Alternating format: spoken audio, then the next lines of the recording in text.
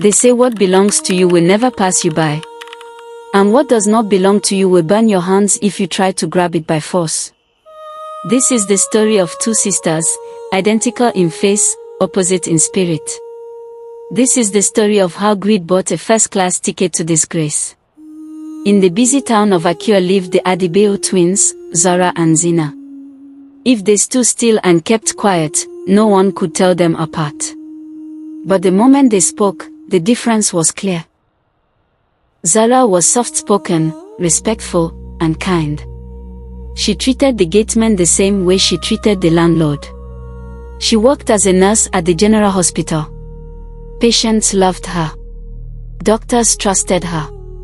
Her parents were proud of her. Zina was fire wrapped in beauty. If Zara was cool rain, Zina was gasoline waiting for a spark. Zina believed hard work was for people without destiny. She spent her days on Instagram and TikTok, commenting "God when" under photos of yachts and private jets. She called herself a luxury influencer, though the only luxury in her life was borrowed wigs and unpaid credit. Then one day, love entered the picture. Dr. Adrian Cole, a Nigerian veterinarian based in Finland, met Zara online. He was quiet, intelligent, and deeply private. He came from a wealthy family in Lagos but hated flashy living. He had moved abroad to escape the noise and pretenders. For 6 months, he and Zara spoke every night. Video calls, prayers, plans. He wanted a wife with heart, not hype. Zina watched everything. "You're wasting your golden ticket," she would say. 6 months of video calls and not even an iPhone gift. Zara would smile. "We talk about our future, not phones." 2 days later, DHL delivered a thick envelope from Europe. Inside it was a passport with a visa, a flight ticket, and a letter. Adrian had arranged everything. Wedding next month. Flight on Saturday. Zina's jealousy turned from smoke into fire. That night, she smiled sweetly. She ordered Zara's favorite meal. She poured her favorite drink. But inside Zara's glass, she crushed sleeping pills. 30 minutes later, Zara was unconscious. Zina dragged her into the storage room and locked a heavy padlock. Then she transformed. She washed off her heavy makeup, tied her hair into Zara's modest bun, wore Zara's simple dress, packed a suitcase, took the passport, took the ring. The next morning, she told their parents Zara had traveled early to see an aunt before the flight. They believed her. At the airport in Lagos, immigration studied the passport. Zina lowered her eyes and imitated her sister's quiet tone. She was cleared.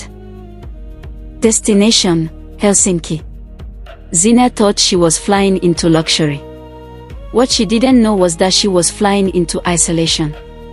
When she arrived in Finland, the cold slapped her like an insult. Waiting for her was Dr. Adrian, not in designer suits, but in thick winter gear beside an old pickup truck. He hugged her tightly. "Welcome home," he said. Home was not London. Home was a remote farm in Lapland. Snow, forest, reindeer, huskies. No malls.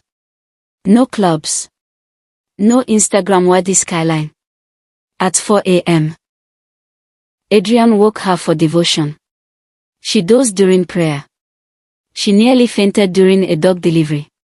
She couldn't shovel snow. But the real disaster came in the kitchen. Adrian asked for her famous egusi soup, the one she had bragged about during video calls. Zina panicked. She threw raw ingredients into boiling water and called it cooking. When Adrian tasted it, he didn't shout. He simply looked at her. "You are not Zara." Before she could lie again, his phone buzzed repeatedly. An email. A photo. The real Zara, holding a newspaper with that day's date from a cyber cafe in Akure. The message was clear. "My twin locked me up. The woman with you is not me." Adrian turned to Zina. You locked your own sister for a visa. Zina fell to her knees. I just wanted a better life. Adrian's voice was calm but final. I left Nigeria to escape women who love my money. My family owns shipping companies in Lagos. I tested Zara for 6 months. She passed. You failed in 3 days. He didn't call the police. He sent her home. The return journey was humiliating. Long layovers. No direct flight. No sympathy. When Zina stepped into Akure wearing a heavy winter coat under the Nigerian sun, market women laughed. Where is the snow you went to marry? She entered her compound and saw Zora, free, glowing, seated beside a sharply dressed lawyer. I am Barrister Michael Adeyemi, the man said.